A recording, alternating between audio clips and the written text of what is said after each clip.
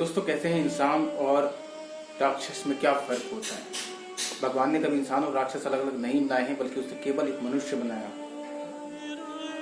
गीता में भगवान कृष्ण कहते हैं कि जब कोई व्यक्ति अपनी मानवता के मूल्यों से ऊपर उठता है तब वो देवता बन जाता है, और जब अपनी मानवता के मूल्यों से नीचे गिर जाता है तब वो राक्षस बन जाता है। यानी किसी भी मनुष्य का राक्षस या देवता बनना उसकी खुद की प्रकृति पर निर्भर करता है। परंतु आज हमें दुख होता है कि हम इंसान अपनी मानवता से इतना नीचे गिर गया है कि शायद वो इंसानियत और मानवता, दया, धर्म, इन सब चीज़ों को भूल चुका है। ऐसा ही एक सनसनीखेज मामला सामने आया है केरल राज्य से।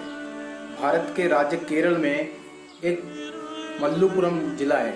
इस मल्लपुरम जिले के एक छोटे से गांव में एक ऐसी हैवानियत भरी वारदात को अंजाम दिया गया है जो शर्मसार कर देती है इंसानियत को।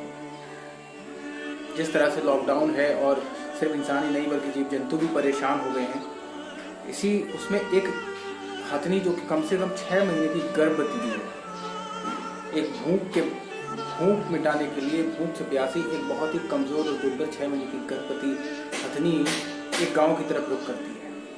शायद उसे ये उम्मीद थी कि शायद जो इंसान हैं वो उसकी भूख को समझेंगे और उसके पेट में पल रहे बच्चे की भूख को भी समझेंगे, शायद उसे वहाँ से कुछ खाने के लिए मिल जाए।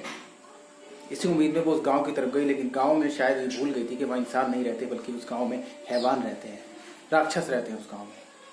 उस गांव के लोगों ने उस खाने के लिए अनानास दिया और उस अनानास में उन्होंने बारूद रखी, पटाखे रखे, जिसे उस भूखी हथनी ने खा लिया। और खाने के बाद वो सारे पटाखे उसके मुंह में ही फट गए, और मुंह में फटने के बाद उस हथनी ने अपनी पीड़ा को शांत करने के लिए पड़ोस की एक झील में गई और पानी के तालाब में उस झील में जाकर वो खड़ी हो गई और उसने अपना पूरा मुंह और सूंड जो है उस पानी में डुबो दिया ताकि उसे कुछ शांति मिल सके जो आग उसके अंदर चल रही थी। लेकिन बहुत जल्द ही उसकी ये कोशिश भी नाकाम हुई।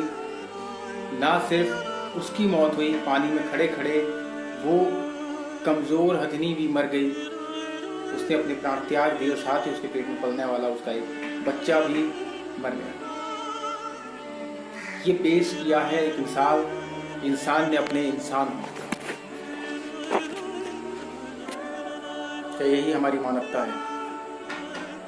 और इसकी जब एक तस्वीर एक वन कर्मचारी ने अपने फेसबुक अकाउंट पर पोस्ट की, उसके बाद ही फिर वन विभाग हरकत में आया। लेकिन सिर्फ बात कागजी लिपा पोथी तक रह गई, उसके आगे कोई कार्रवाई अभी तक शायद नहीं की गई है। और हमारी सरकार चुप है, खामोश है। और इस तरह के अत्याचार सिर्फ इस हथनी के साथ ही नहीं हुआ, जीवों के साथ लगातार हो रहे हैं। इसीलिए मैं प्रार्थना करना चाहूँगा सरकार से कि ऐसे लोगों को फांसी की सजा देनी चाहिए जो जीवों के साथ इस तरह का व्यवहार करते हैं। अगर आप लोगों को लगता है कि मेरी बात सही है तो कमेंट में ज़रूर बताएं और ज़्यादा से ज़्यादा इस वीडियो को शेयर करें ताकि जीवों के साथ इस तरह का अत्याचार ना हो। ऐसे लोगों को सजा नहीं, जेल नहीं, जुर्माना नहीं, सिर्फ फांसी की सजा होनी चाहिए, तभी जीवों के साथ ऐसा अत्याचार होना रुकेगा। इसी के साथ आपका धीरेन्द्र राणा, नमस्कार, जय हिंद। सब्सक्राइब कीजिए इस बटन को दबाकर हमारा चैनल, और साथ ही ये घंटी वाला बटन भी दबा लीजिए ताकि हमारी हर वीडियो की नोटिफिकेशन आप तक पहुँचे।